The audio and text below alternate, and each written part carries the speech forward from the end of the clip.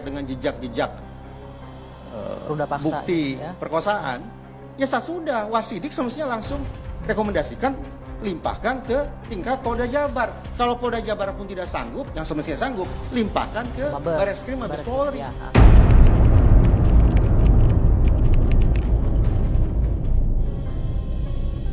Kasus pembunuhan Vina di Cirebon viral lagi. Publik minta polisi periksa alibi Linda yang kesurupan arwah korban. Sebelum lanjut ke pembahasannya, jangan lupa kalian subscribe channel ini dan tekan tombol lonceng notifikasi agar kalian tidak ketinggalan video terbaru dari kami. Peristiwa pembunuhan Vina diangkat ke layar lebar setelah viral momen sahabatnya yang bernama Linda mengalami kesurupan arwah Vina.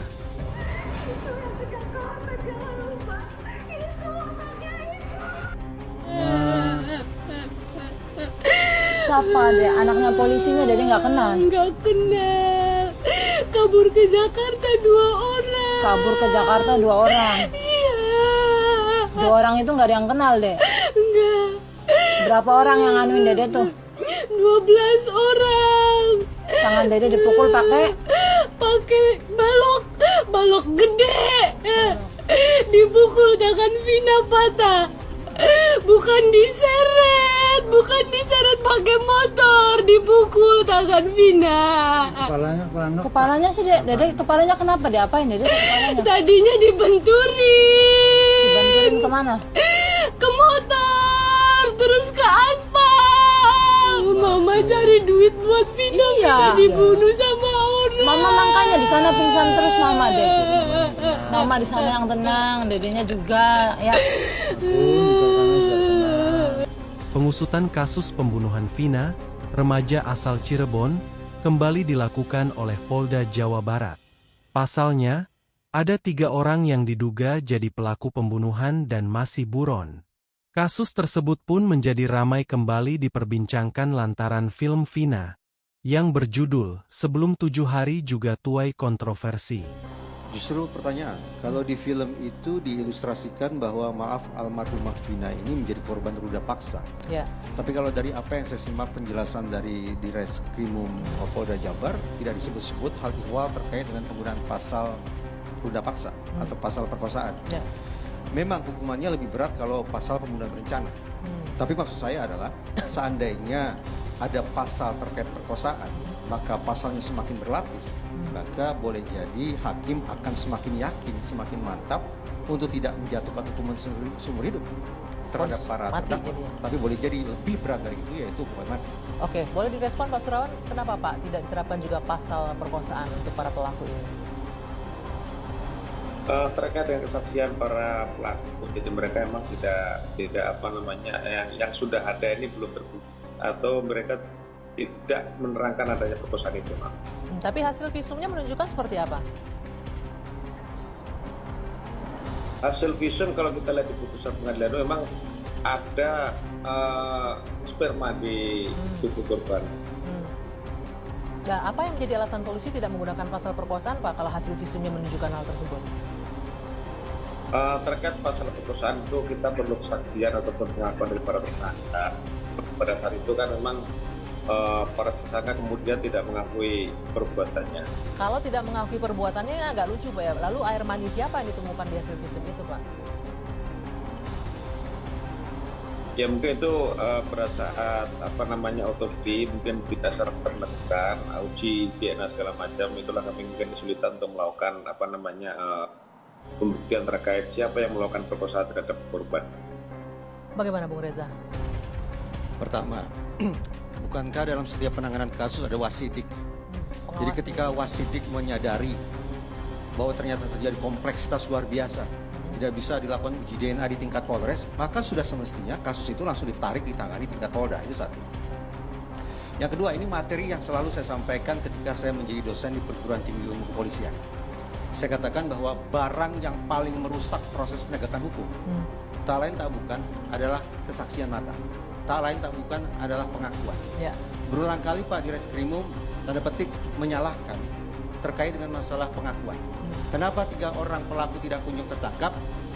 Karena berdasarkan pengakuan para Pelaku pelaku, lainnya. mereka hanya tahu nama panggilan saja, tidak lebih dari itu.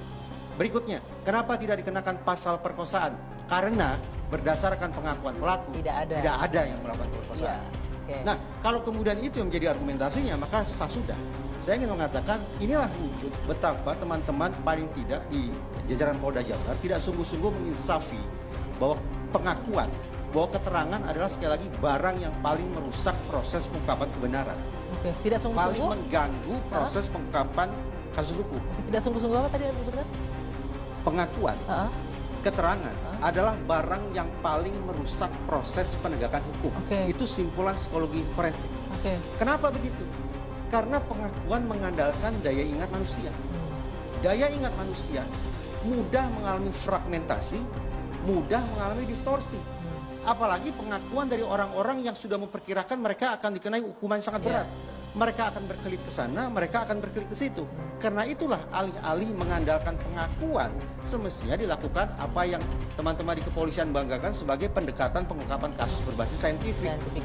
Ya. uji DNA, dan seterusnya, dan seterusnya. Nah, bagaimana tadi dengan temuannya ada air mani di situ disebutkan? Tadi saya katakan, kalau memang terkendala untuk melakukan pembuktian secara saintifik terkait dengan jejak-jejak Ruda paksa, bukti ya. perkosaan, ya sudah wasidik semestinya langsung rekomendasikan limpahkan ke tingkat Polda Jabar. Kalau Polda Jabar pun tidak sanggup, yang semestinya sanggup, limpahkan ke Mabes. Barreskrim Mabes Polri. Ya.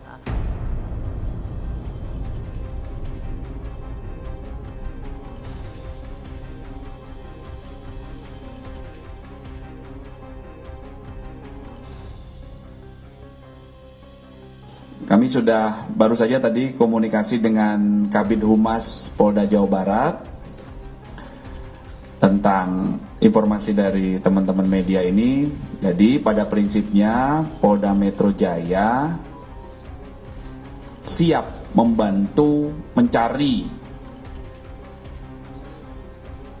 apabila mencari tersangka berdasarkan DPO yang diterima oleh Polda Metro Jaya. Ya, jadi ketika Polda Metro Jaya, Polres Jajaran menerima surat permohonan bantuan pencarian tersangka dengan dasar DPO dari Polda lain, dari Polres lain di luar wilayah hukum Polres, di luar wilayah hukum Polda Metro Metro Jaya siap membantu, ya, siap membantu mencari ataupun menangkap tersangka sesuai yang disampaikan di DPO tersebut.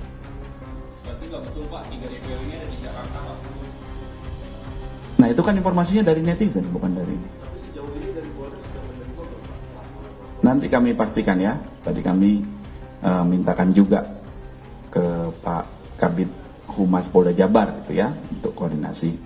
Nanti kami pastikan lagi, ya. Saya sudah berkoordinasi tadi dengan Kabid Humas Polda Jawa Barat. Ya, apabila nanti kita sama-sama mengecek, apabila DPO-nya sudah diterima juga di Polda Metro Jaya, tentunya seperti yang saya sampaikan, pada prinsipnya Polda Metro Jaya siap membantu.